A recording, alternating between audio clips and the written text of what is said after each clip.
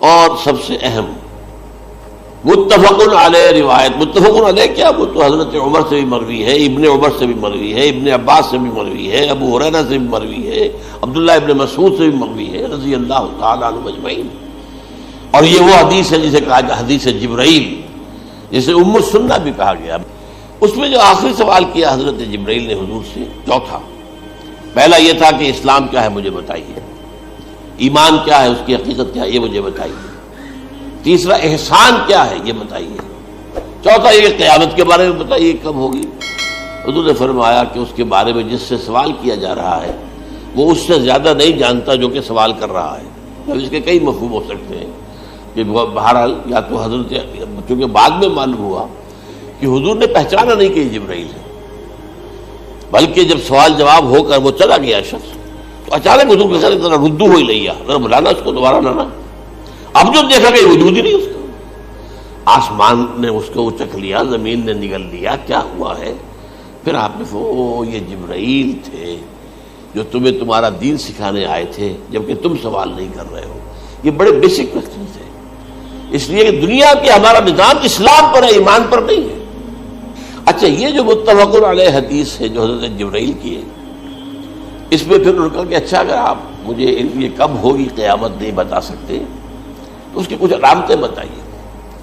یہ بڑی عظیم تھا، کیونکہ یہ تو تمام احادیث کے اندر میں نے عرض کیا نا کہ سب سے زیادہ صحابہ سے منقول ہے۔ اور آپ نے فرمایا کہ جب لونڈی اپنی مالکہ کو جنے گی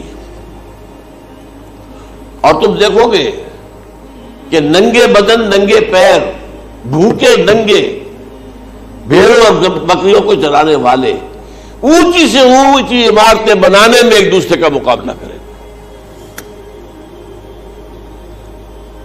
اذا تلد الامۃ ربتها، کیا بات ہے؟ یہ خاص الفاظ کیوں کہے گئے؟ اولاد والدین کے سامنے دب کر رہتی تھی، کبھی سینہ تان کر بات نہیں کرتے تھے۔ ٹھیک ہے، کوئی بات آپ مان نہیں سکتے، ابا جان یہ بات تو میں نہیں کر سکتا، یا فرض کیجئے کہ وہ آپ کو کسی نیکی سے روک رہے ہیں، کہ دینی کام سے روک رہے ہیں، ابا جان یہ تو میں نہیں کروں گا، یہ تو دین کا فرض ہے، یہ کہیں آپ اور ڈٹ کر کہیں اور جمیں اس پر، لیکن یہ کہ کوئی سرکشی کا انداز نہ ہو، ایسا نہ ہو کہ اپنے جناب سینے کو تان کر کے کھڑے ہو جائے، میں نہیں کروں گا، یہ نہیں، یہ غلط ہو جائے۔ اچھا، اولاد میں بیٹی جو ہوتی تھی وہ زیادہ سبارڈینیٹ، سبمسو، بات ماننے والی، کہیں بھی سر اونچا نہ کرنے والی۔ اور آخری دور میں کیا ہوگا؟ بیٹیوں سے مائیں ڈریں گی، انہیں ٹوک نہیں سکتی کسی بات پر، پتہ نہیں کیا بک دے گی، کیا بکواس کر دے۔ یہ تو ہمارے یہاں ہو گیا ہے، باہر کیا ہے تو آپ یہ بھی نہیں پوچھ سکتے۔ آپ کی 13 برس کی لڑکی آئی ہے رات کو 1 بجے، نہیں پوچھ سکتے کہاں رہی ہو، یہ رات کہاں گزاری، پوچھ ہی نہیں سکتے۔ یہ پوچھنا بھی جرم ہے۔ اپنے چھوٹے بچے کو آپ نے تھپڑ مار دیا، تہذیب ہے، سکھانا ہے، غلط کام کیا ہے، اس کی سرزنش ہو رہی، فوراً وہ اگر ایک فون کر دے گا پولیس آئے گی، بچے کو لے جائے گی، اسے لا کر کہیں اور جو ہے ڈپازٹ کرے گی اور آپ پر مقدمہ چلے گا، آپ کو اس کی سزا بھگتنی ہے۔ ظاہر بات ہے کہ پھر وہاں سرکشی کا کیا عالم ہوگا، پھر اولاد کہاں سر جھکائے گی، کس درجے میں جھکائے گی؟ اس کی تربیت عثمانی میں ہوئی نہیں۔ تو ان تلد الامۃ ربتہا، گویا کہ ماں بیٹی کے نزدیک ماں جو ہے وہ ایسی ہو جائے گی جیسے لونڈی، گویا کہ لونڈی نے ایک اپنی مالکہ کو جنم دیا ہے، بیٹی مالکہ بن جائے گی اور ماں جو ہے لونڈی بن جائے گی۔ اور دولت کی ریل پیل کا ابھرتا دکان، یہ جو بھوکے ننگے اور مفلس، کیا حال تھا 100 برس پہلے، انہیں کھانے کو کچھ نہیں ملتا تھا۔ یہ مشرقی ساحل پر تھے، یہ سوائے یہ کہ مچھلیاں پکڑ لی، اللہ خیر اللہ وہ کھا لی، یا کہیں ان کو بیچ دیا، کوئی منڈی لگ جاتی تھی وہاں، اور کیا تھا۔ اور مغربی ساحل پہ کیا ہوتا تھا؟ ساری ان کی معیشت حج کے گرد گھومتی تھی، حاجی آئے ہیں، خریداریاں کر رہے ہیں، اور آپ کو معلوم ہے پوری دنیا سے مال پہلے بھی پہنچتا تھا وہاں، آپ کو جو ہے ہر ملک کے ہر کونے کا پھل وہاں مل جائے گا آج بھی۔ اور وہاں پر یہ ہے کہ سب سے بڑی بدوؤں کے لیے سب سے بڑی بات کیا تھی؟ قربانی کا گوشت، اسے وہ سکھاتے تھے، سخت چمڑے کر کے کھاتے تھے، یہ ان کا حل تھا۔ آج جا کر دیکھیے نئے شہر بن رہے ہیں، امریکنز کو کانٹریکٹ دیے جا رہے ہیں، بالکل ماڈرن شہر بنا دو۔ ایک ایبسلیوٹلی ماڈرن شہر جو ہے وہ جو مشرقی ساحل کے اوپر جو پہلے سے آرام کو سٹی ہے، امریکن سٹی ہو، اس کے اندر کوئی سعودی بھی داخل نہیں ہو سکتا سوائے جس کے پاس اس سٹی کی طرف سے لائسنس نہ ہو، اور اس کی چار دیواری کے اندر، چار دیواری کیا فصیل کے اندر کہی ہے، جو چاہو کرو، کوئی تم پر پابندی نہیں، ننگے نہاؤ، تالاب ہے نہا رہے، ننگی عورتیں ننگی مردیں نہا رہے، کوئی پوچھنے والا۔ اب اسی قسم کا ایک سٹی آباد ہونا جا رہا ہے مغربی ساحل پر، جدہ اور ینبوع کے درمیان، اور اس میں اصل میں جتنی بھی دولت ہے جو پیٹرول کی ہے وہ وہیں پر رکھ لی جاتی ہے امریکہ کے اندر، تاکہ امریکہ جو ہے ایسے ایسے پروجیکٹ بنا کر جب تمہیں دے گا تو اس میں سے پیسے دے گا، وہ نہیں ملتی ان کو واپس۔ بہرحال یہ تو ایک میں نے ایک جگہ آپ سے ذکر بھی کیا تھا، دی کنفیشنز آف این اکنامک ہٹ مین، وہ کنفیشنز کی بات جو ہے اگر آپ میں سے کسی کو دلچسپی ہو تو اسے پڑھیں کہ کس طریقے سے 1973 کے آئل امبارگو کے بعد جو شاہ فیصل شہید کے زمانے میں ہوا تھا، پھر جس طریقے سے امریکہ نے ان تمام ممالک کو جکڑ لیا ہے، اس کا پورا جو پروسیس کیا تھا وہ سامنے آتا ہے۔ بہرحال اس کے بعد آتا ہے علامات کبریٰ کا ذکر، بڑی علامتیں جو کہ بالکل خرق عادت کے انداز میں ہوگی، جن کا معاملہ جو ہے وہ آپ کے ناپ تول میں نہیں آ سکتا، آپ کی کیمسٹری فزکس اس کا جو ہے وہ نہیں کر سکتی، ادراک ہوگا یہ قیامت کی۔ ان میں نمبر ایک کیا ہے، ایک بہت بڑا دھواں آئے گا، پوری دنیا کو لپیٹے گا۔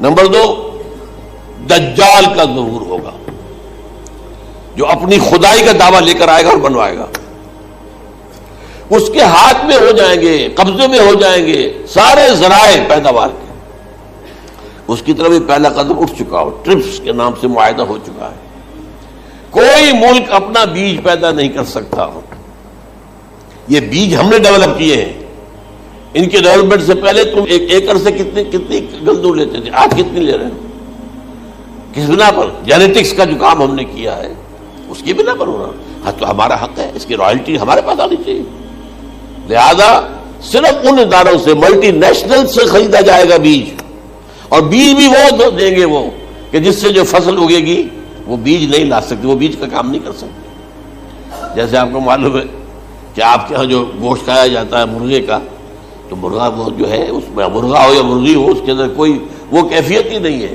ان کے انڈے جو ہے ان سے آپ بچے حاصل نہیں کر سکتے، ہے تو انڈا، دیکھنے کو تو انڈا ہے لیکن وہ بنڈا جو ہے اس سے بچہ تو نہیں حاصل کر سکتے۔ ایسے ہی وہ گندم کا بیج دیں گے، نظر آئے گی گندم، لیکن اس کے اندر وہ صلاحیت نہیں ہے کہ اس سے جو فصل اگے گی اس کا نتیجہ جو ہے وہ بھی آپ لے سکتے۔ یہ ہونا ہے، اللہ جانے، قدم اٹھ رہے ہیں ادھر۔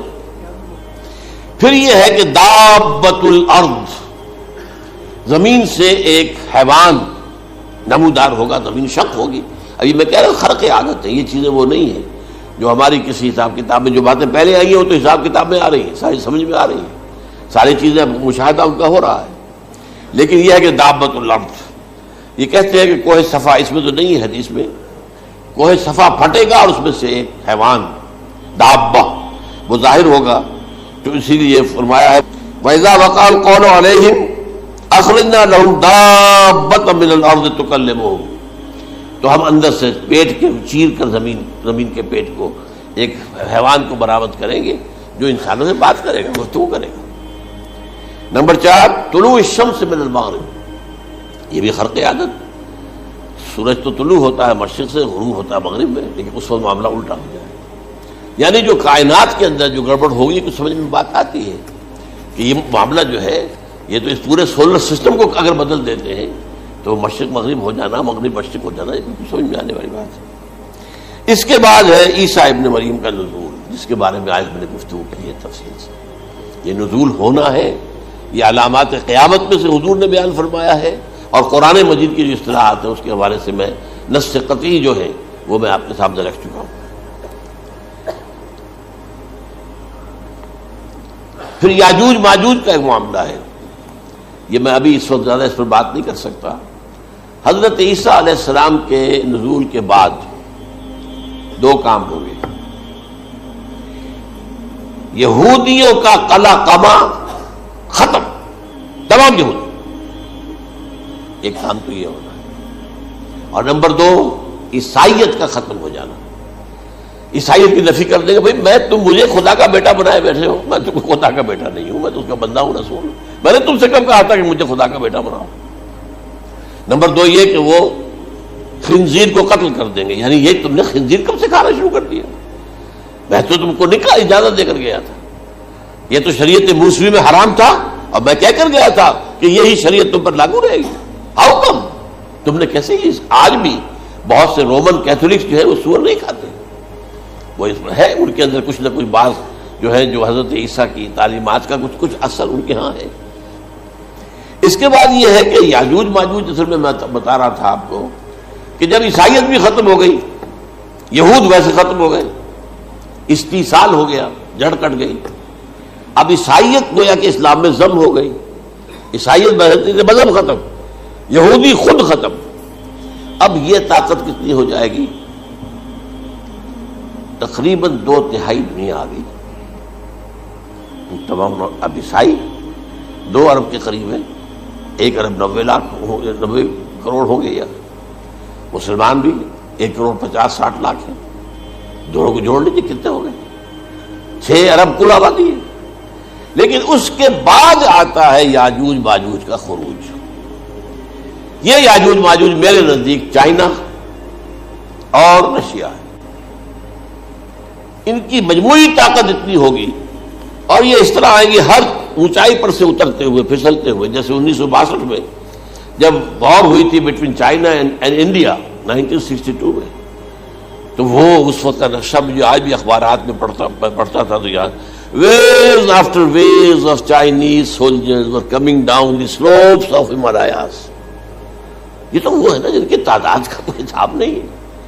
اور رشیا اور یہ مل کر جو ہے, میرا اندازہ یہ ہے کہ جب پہلے ملحمۃ العظمیٰ ہوگی وہ عیسائیوں اور مسلمانوں کے درمیان, اس وقت یہ دونوں پاورز نیوٹرل رہے گی. لیکن غالباً یہ بات طے کر لیں گی کہ ویپنز آف ورلڈ جو ہے ماس ڈسٹرکشن, یہ استعمال مت کرنا. اگر یہ ویپنز آف ماس ڈسٹرکشن استعمال کرو گے تو ہم میدان میں آ جائیں گے.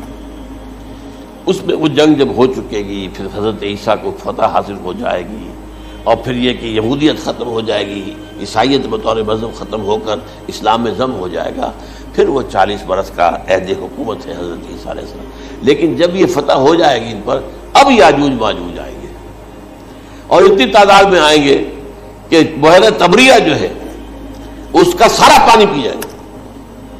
یہ تو اگر آپ کو کبھی اندازہ ہو یا کوئی آپ جانے ان لوگوں کو جو ان چینیوں سے واقف ہیں, وہ کہتے ہیں زمین پر ہلتی ہوئی کوئی چیزوں سے وہ چھوڑی چھوڑ کے کھا جائیں گے. جہاں وہ جاتے ہیں ایز اے لیبرر, وہاں کے جو سارے کتے ہیں ختم, ساری بلیاں ختم, ہر شے, وہ جو سانپ کھاتے ہیں, ہر چیز کھاتے ہیں. اور یہ تمام ایسٹرن کنٹریز کے اندر ہوتا ہے. بڑی ڈیلیشس ڈشز ہیں یہ سانپ وغیرہ وغیرہ. اور یہ جس طرح کھا جائے, پانی پی جائے, ایک قطرہ نہیں رہے گا اس پر. تو پھر جو ہے اللہ تعالیٰ اس وقت جو ہے اس میں ایک ایسی بیماری پیدا کرے گا, یہ سب مر جائے. یہ معجزے سے ہوگا. یعنی ان کے اوپر فتح جو ہے وہ عام لڑائی کے ذریعے سے نہیں ہوگی, بلکہ اس کے اوپر فتح جو ہوگی وہ اللہ تعالیٰ سے بوجھ, ایک بیماری پیدا ہوگی, سب مر جائے گا. اور اس کے بعد اللہ تعالیٰ ایسے پرندے بھیجے گا بڑی لمبی لمبی گردنوں والے, وہ ان سب کو کھا جائیں گے. جیسے ہمارے ہاں گدھ ہوتے ہیں, وہ ان کو صاف کر دیں گے. ورنہ تو یہ ہے کہ پوری دنیا کے اندر جو بدبو اور جو پیدا ہوتا معاملہ اس سے, تو اس نوع انسانی کی بقا ممکن نہیں تھی. ان کے خاتمے کے بعد پھر یہ ہوگا کہ حکومت اسلامی جو ہے پوری دنیا میں حضرت مسیح علیہ السلام کی ہوگی. 45 برس وہ رہیں گے. اسی میں وہ کہلن بھی آ جائے گا, وہ فی المہد و کہلن جو میں نے شروع میں بیان کیا تھا. اسی میں پھر یہ ہے کہ وہ شادی بھی کریں گے, ان کی اولاد بھی ہوگی, اور پھر ان کا انتقال ہوگا تو حضرت حضور صلی اللہ علیہ وسلم کے حجرے میں, وہیں پر جہاں حضور اور ابو بکر اور عمر رضی اللہ تعالیٰ عنہ دفن ہے, وہیں پہ ان کو دفن کیا جائے گا. اور قیامت کے دن حضور فرماتے ہیں کہ میں اور یہ تینوں ساتھ نکلیں گے. تو یہ ہے حالات و واقعات